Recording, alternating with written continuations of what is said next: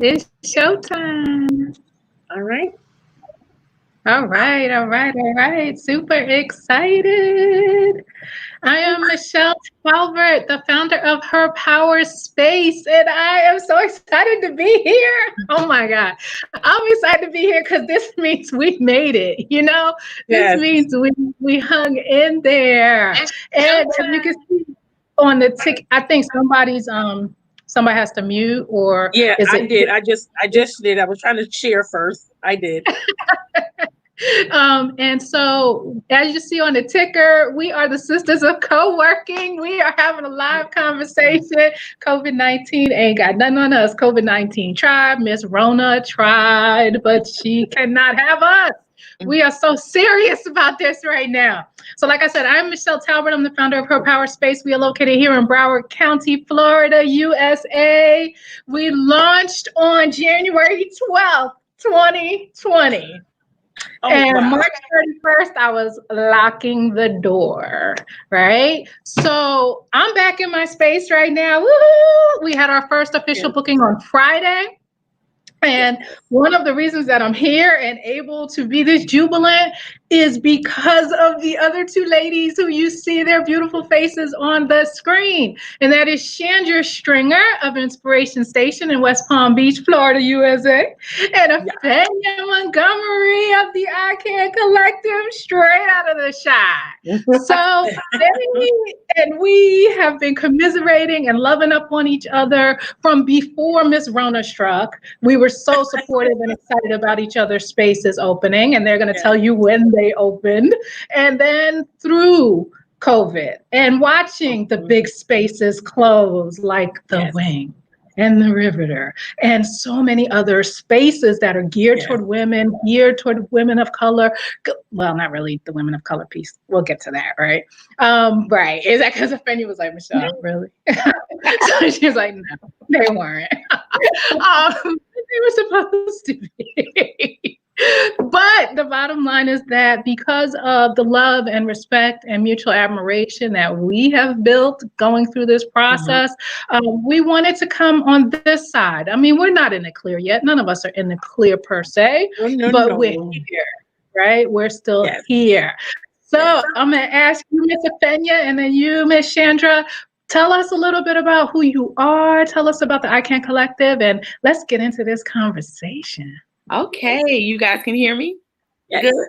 Cool. Okay, yep. I am the founder of the Ican Collective, which is the Innovation, Collaboration, Accountability Network.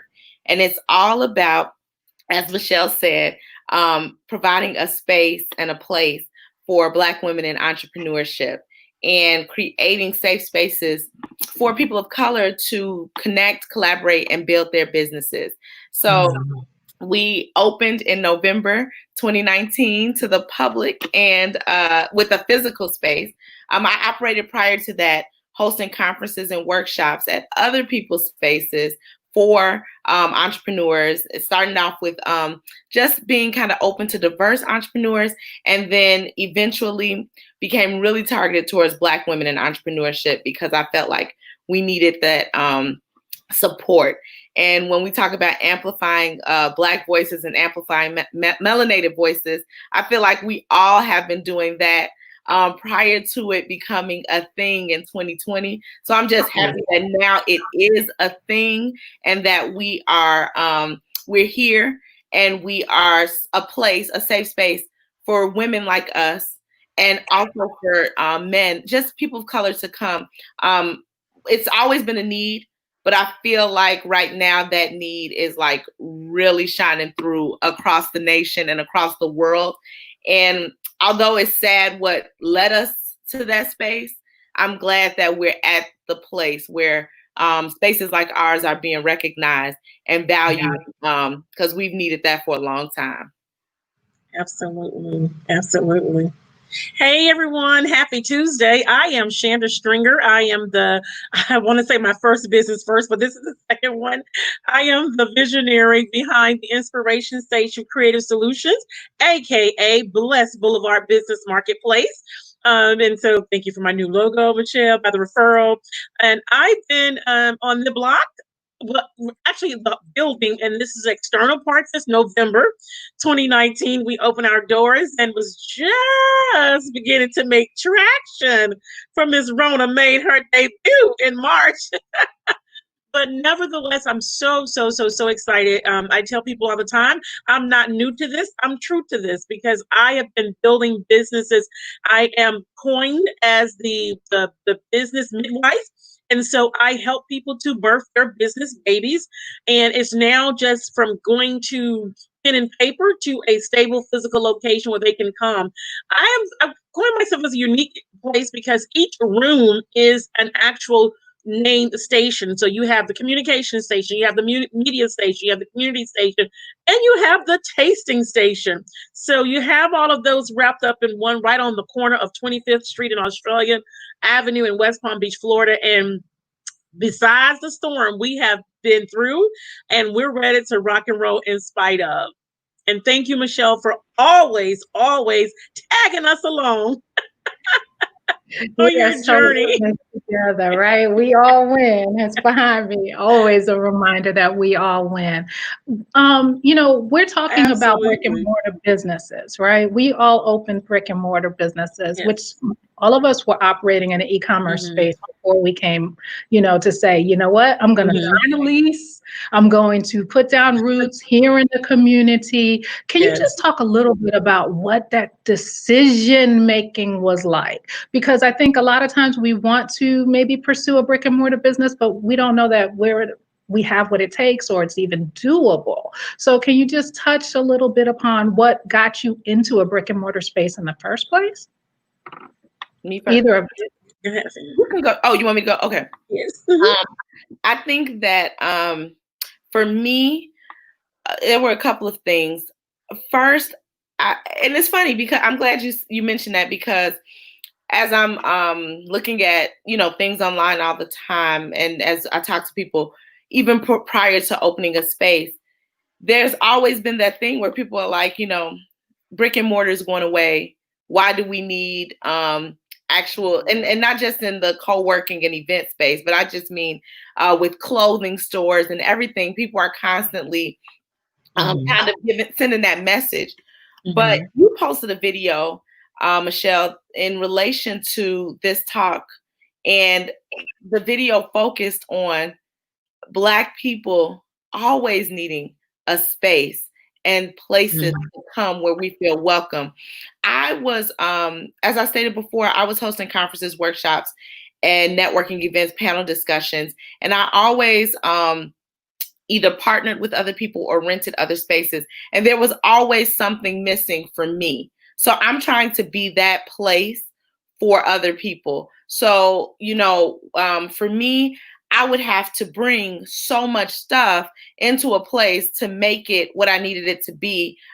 Maybe there was something with decor. Maybe there was something with design. Maybe they didn't have microphones. So there was always something that I needed that was missing for me when I was setting up, my events at other people's locations.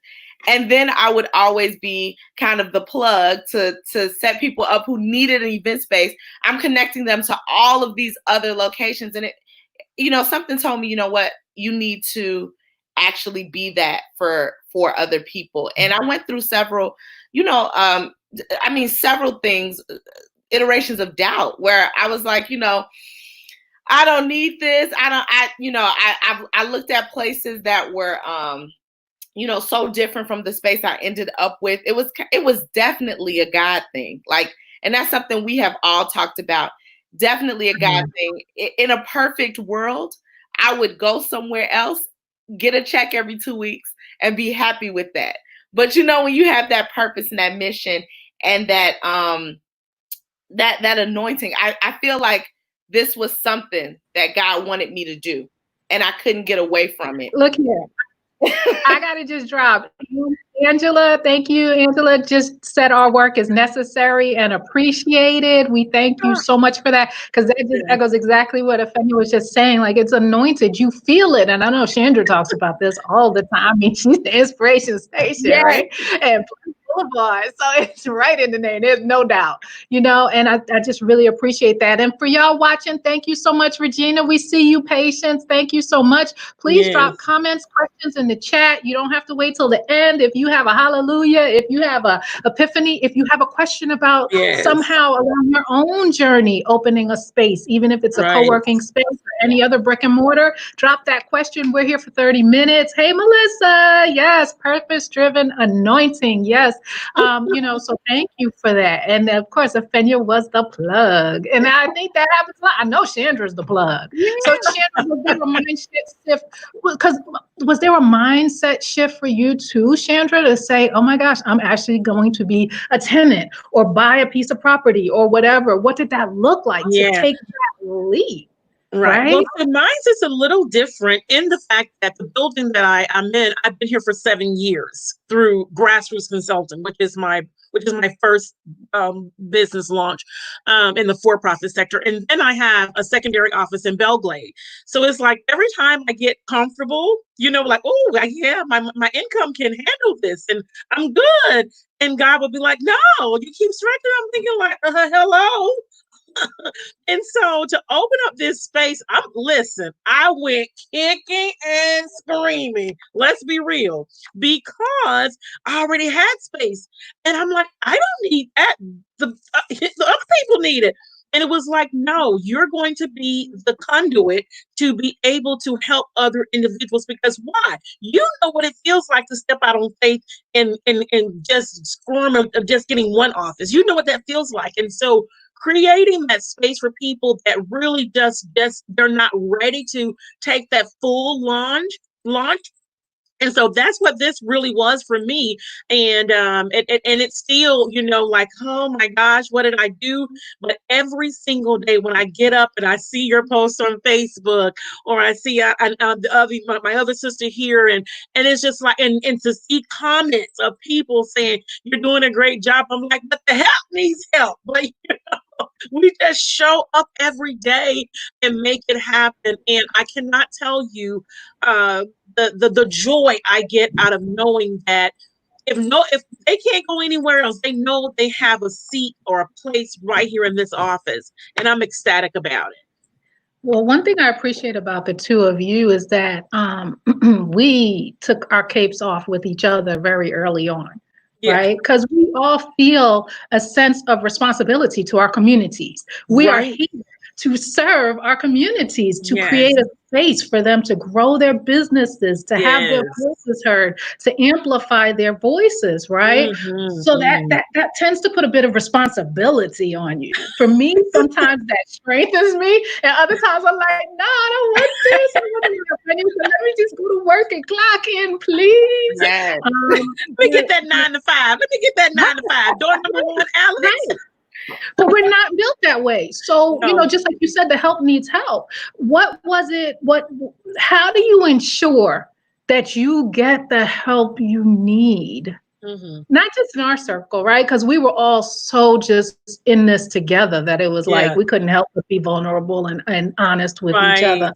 Like, girl, I'm down 5% revenue. Yeah, girl, that's about right. Right? Like, there's no point in putting up a front at that point, right? But when it comes to the community, and Shandra, you're incredible with leveraging your community. Your community rose up and within 6 hours raised $1,500 so we could spread the word more broadly about the No Small Palm Beach. It's better in Palm Beach, baby. It's better in Palm Beach. So what does that look like? How do you ask for help? And I think that this is a broader conversation, right? The answers are going to be applicable to everybody watching probably, because we have that tendency to put that superwoman cape on. Well, I think for me, I have learned to be transparent. In a social media society, everybody lives on this. I am perfect. I have all the money I need. My boo and I doing well. I mean, just everything is just perfect, right? And so that's what people see. And then that's how they measure themselves. And I can tell you, really in 2019, going forward, I'll get on there. I'm like, let me tell y'all something. Today I'm struggling. I need y'all to pray for me. All right, you heard me. And I'm just real. I talk about my homeless journey. I talk about, going through divorce and having to, find money in the corner to pay bills. I'm just that person. And so when people know that you are human and they see the progress you've made, they open themselves up to you to be able to raise that $1,500. So they know if Chandra's asking for it, it got to be a need. And then they also turn that thing right around. If I show you in a given day the number of text messages people share their devotions with me, they'll send a image, or they'll just say, "Hey, I'm going to buy you lunch." It's those little small trinkets that gives me that boost, that battery charge to keep on going. Yeah, that's so true. I think transparency and being real with your audience is just so valuable. They really connect with who you are, and people kind of, figure out what you need when you're not, like, I literally was just thinking about, I'm reopening membership and all of that, and I was like, I really need somebody, and I didn't even ask, and somebody just popped up in my inbox and says somebody told them about me and sent me their resume, and it was just like, she looks perfect from what I've just seen. This just happened yesterday, but I just think that that's the power in the Black community, right? We've always kind of been there for each other, and we've always been we talk about, people don't support Black business people, but you know what? If you really think about it, we really, really are a strong community that supports each other and always have. We always have. We are the community that knows our neighbor, and social media has made it where, your neighbor may be in Nigeria, your neighbor may be in Brazil, and they will know you. People from overseas will find you. So I think just having that core base of authenticity and, like Shandra said, transparency, and letting people know you find people that are rooting for you, and that's so powerful to me. And I love that we're spaces that are breaking the stereotype as well of Black people not needing space. How many people have said co-working is not a Black thing? I don't know where they get that from. Let's talk about this, because you mentioned the video that I shared, and that came from the Boss Experience, which is the history of entrepreneurship, Black entrepreneurship specifically in the United States, like pre-enslavement to today, to billionaires, right? And that entire journey is available on Amazon Prime for sure, and other places where you can check that out.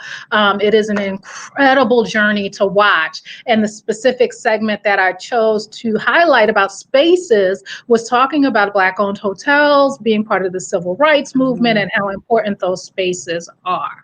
And I love that you're tapping into the myth of women don't get along, Black women don't get along, Black people don't support each other. These are all myths that somehow get permeated into our systems, and it's not true. It's not fact. And each of our spaces and our journeys are a testament to how untruthful it is. Right. So when you are explaining to people about co-working, because there are people who don't understand, like, what's a co-working space? A lot of people understood the event aspect of it. Oh, I can host my fashion show there, or I can host my business event or my meeting. But when you start talking about co-working, we do have education in our community that needs to happen.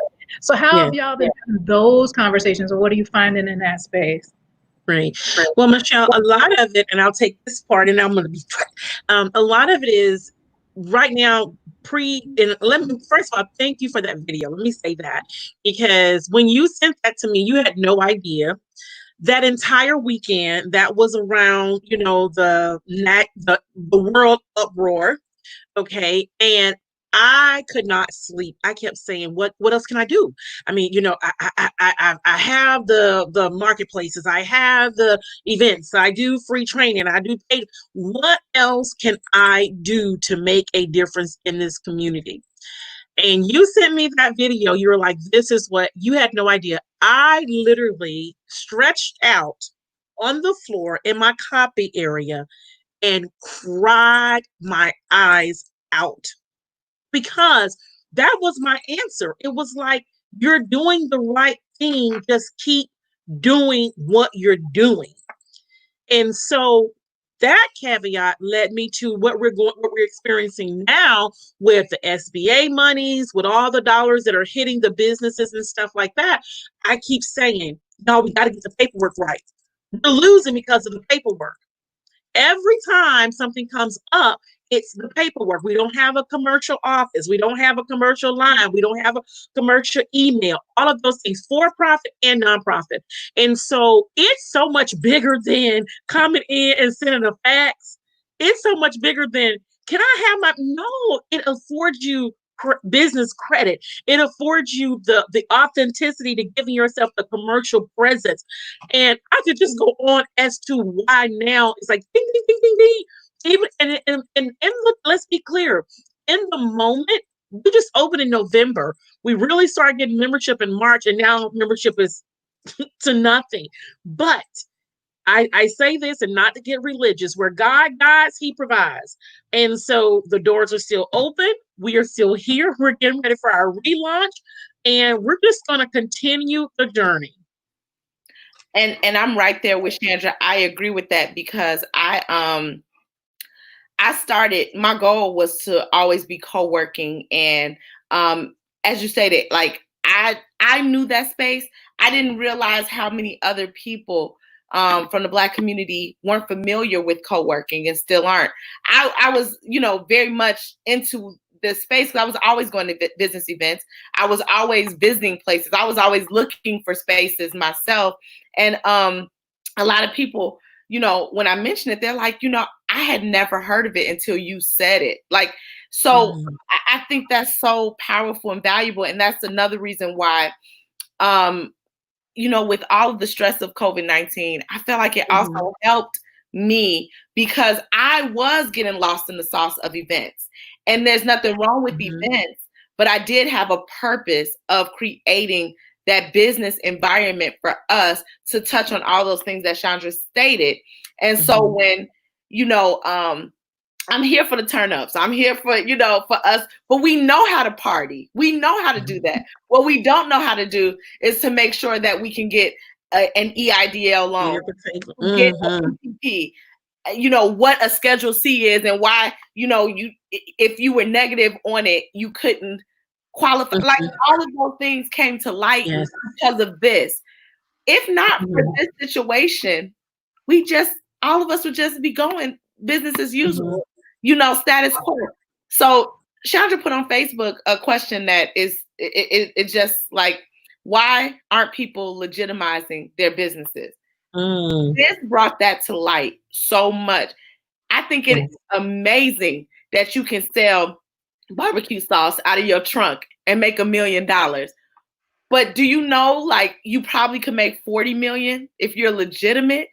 When people sell, I was in an accelerator at one of the universities here.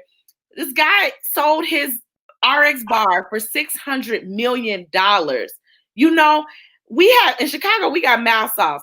That could, a Black person could sell mouth sauce for $600 million. I guarantee it. But, we're making $1,000 off going something out our trunk, which is fine. That's the foundation, but we have to learn how to grow past that. And spaces like this and classes like this and research like this, is how we learn. We bring in experts, and I love bringing in Black people who have done it. We want to see those faces, people who have made, I don't know what business you say this is for you, Shandra, and then Michelle, you went from, this multiple six-figure corporate law career. People have to see that. They have to know that exists. We don't connect it because we don't see it and we don't know it's possible. Right. And so just to talk a little bit about outside capital, since we're talking a little bit about money, do either of you have outside capital funding your spaces at this point yet? To speak about capital, the first thing that I've ever taken is this EIDL. And do you know how long it sat in my inbox before I shifted my mindset to say, I can take that money? I flipped it over. My mom was like, oh, it's a loan. We are so, how we are. Right. I had to shift my mindset. Right. How much money did I take for a student loan? A $30,000, $50,000, $100,000 student loan, you're paying triple, quadruple back. Right. This is a loan where you how much you really paying back? For people who are taking the PPP, how much is forgiven? How much would you be like? This is unprecedented, and I had to shift my whole mindset. But no, I never took capital and like the whole VC and angel investment and all of that. I've had to I just really learn more outside of Shark Tank on how I feel about it. I love the fact that Sarah Blakely from Spanx never took anything till way later and created $1 billion business. But you just have to, I think, to Shandra's point, this is why we need information. Because depending on your business, you may take $1 million and make 300 million. Like, you have to think about it, So to be strategic about it. But I think two of the things you guys touched upon in terms of the legitimization of our businesses, a lot of us are like, well, I'm e-commerce. But even something as simple as marketing your business on Yelp or Google My Business requires that you have a space unless you give them your home address and say this is a home-based business and you're willing to put your home address on Google My Business. You really want to understand that these co-working spaces, these spaces that we've created, are places for you to have as a launch pad to go to the next level. Sort of we're straddling the gap for people who work from home and e-commerce and work online and do coaching and things like that, so that they can sort of make that jump to get those funds and get access to opportunities, whether it's marketing or actual real dollars coming in the door. Not to mention the community piece. Right? The communities that are created in our spaces are so important. I think a lot of us feel kind of scattered and especially now where now everything's back online again. But even within these online environments, because we're so used to navigating spaces in person, right? And I was doing it for almost 2 years before we opened Her Power Space, and actually 5 years before that. So we still try to create community even when it's online. So let's talk a little bit about the fall of the big folks, because some of them were valued at over $300-400 million, and now they're booting their CEOs for being abusive to Black women and brown women. They're totally shutting all their doors and going completely online. And amazingly, here we are, the little girls, the little guys, we're still standing. What do you guys attribute that to? I'm going to have to say purpose. And I say that with tears in my eyes, because let me tell you, now I said to you earlier that I have space next door. Let's be clear, I actually have 9 other offices next door. It started with 1 because eventually this building is going to be mine. And so the days that I want to close this, the days I'm like, God, no one's coming in. Why am I here? I got a desk next door. And the answer is resoundingly no. I can't. So there is a difference within ministry and money. And, a lot of times we don't, I put it, I think it was yesterday, someone asked me, you still have the space next door too? And I'm like, yeah, people are always trying to figure my setup. And my question is, you will never figure it out. My statement is, you'll never figure it out because I can't figure it out. The numbers don't add up. They don't. But I know one thing for sure. There is no way possible for you to show up every day and give 120% and success not be the end result. And unfortunately, in their world, it's money. And I'm not saying it's a bad thing, because, my head be like, girl, you can have some coins in the bank. But the reality is, we are the go-between now and in the future. So we can't.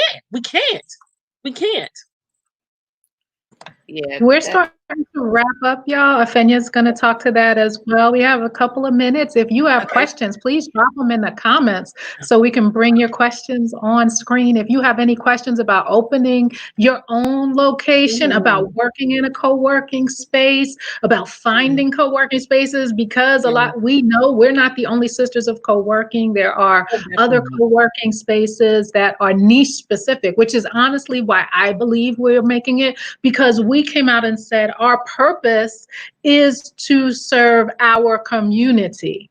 And each of our communities, which is all part of one community, right? But each of our communities stepped up and said, we see what you're trying to do for us, so let us be here for you. And I think that that's something that the big folks, although they were women-centric spaces, they weren't communities. Right. And there's a difference. Our communities are incredible. That's why we don't buy into the we don't all support each other crap, because we see it every single day. Every day. If y'all have questions on Facebook or YouTube, please drop those questions. And of course, join us live for the No Small Business Left Behind Summit.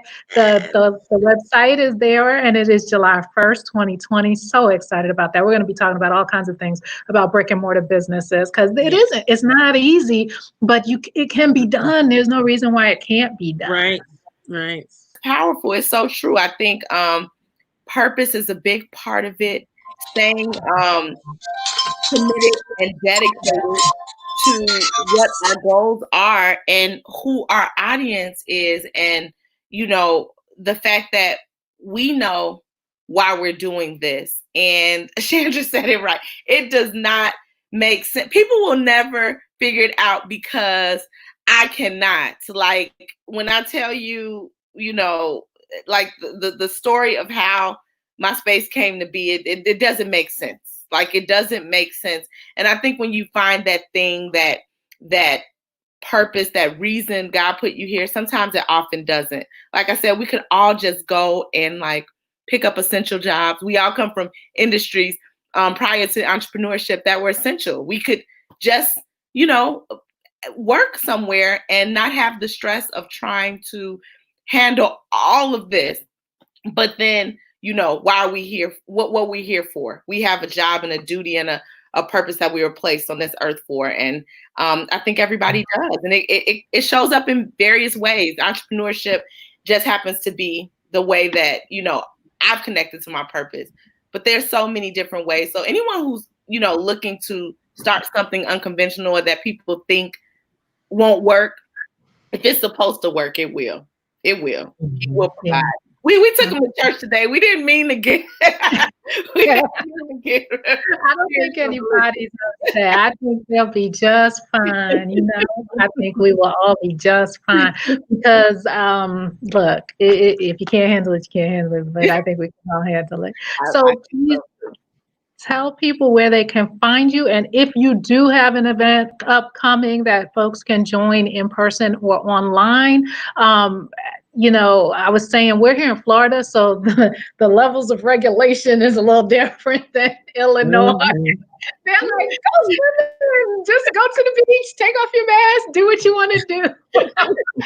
We here at her power space are like sanitizing everything and putting everything at 50%. I'm like, y'all go ahead and listen to our crazy governor if you want to.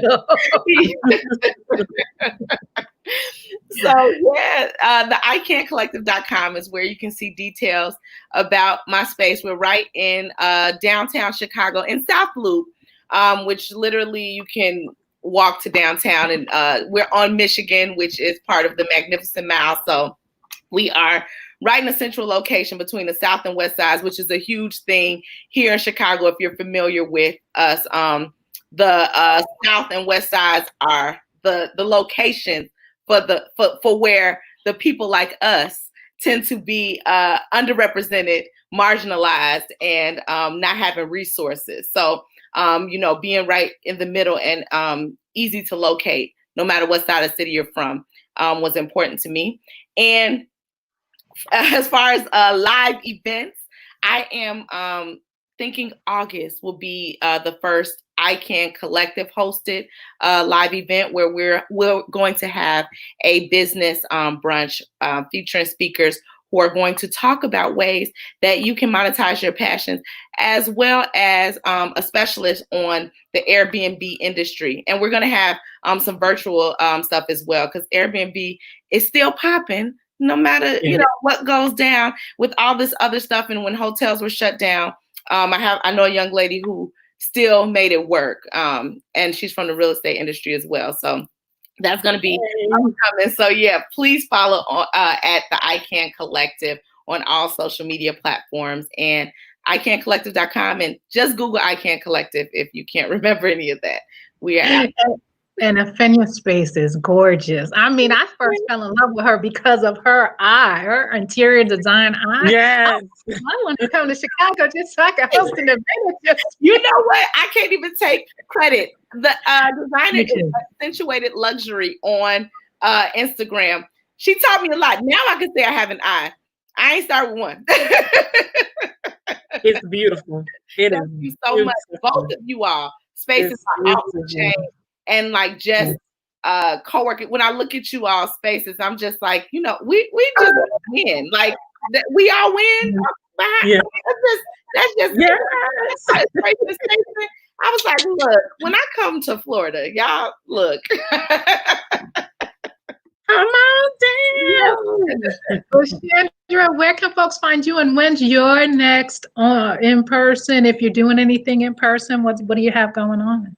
Right now, we're just doing the photo ops and the media station booking. So right now, for the month of July, we had anticipated relaunch in July, but it's probably going to end up being August. And of course, you can do the Shandra Stringer on Instagram, and then we have our own Facebook page at the Inspiration Station. Yep. Thank you. I'm gonna read through some of these comments. We got Deidre. Thank you all for sharing with us, Deidre. Thank you for being here, Danny. Danielle Faust, thank you. Yay, glad to catch you live. Thank you so much. And I am Michele Talbert, the founder of Her Power Space here in sunny Broward County, Florida. And we are a co-working space. We're an event space. We're also a podcast studio, and we are woman forward, men welcoming. So just to be clear, right? And the fellas do come through. We just had King Cam just launched his first podcast. He used to come in on Friday nights, and he just went live with his first podcast. So we're super excited about that. And so if you have needs to have your conference room needs met, your podcast needs met, and we are social distancing here in the main space for co-working, please just give us 24 hours notice and just come. We look forward to seeing folks. We're masking it up. We're gloving it up. We're doing what we got to do to stay safe. But we just know that our businesses really need us. And, we don't take that lightly at all. So thank you to Afenya and Shandra for joining us. Thank you, Janae. Congrats to us all. Thank you to Donna and to everyone who's watching. If you're watching on a replay, let us know you watch my replay. We thank you all. Thank you, Donna. And we'll see you on July 1st live and direct. And if you can't make it live, still register because you can get the replays. And this will be a bonus on the replays. If you are considering co-working, you can ask any of the three of us and just slide in our DMs. I don't get alerts on Instagram, as everybody knows, but I do reply when I do see them. And just let us know if you have questions about working with a co-working space, or if you have questions. Hey, Tanya, if you have any questions about launching your own business, we are here. That's our entire purpose on the planet. We figured it out. We are here for you. So please use us, and we look forward. Janae, Afenya, Janae is talking to you. Can you see her comment? I got to look on.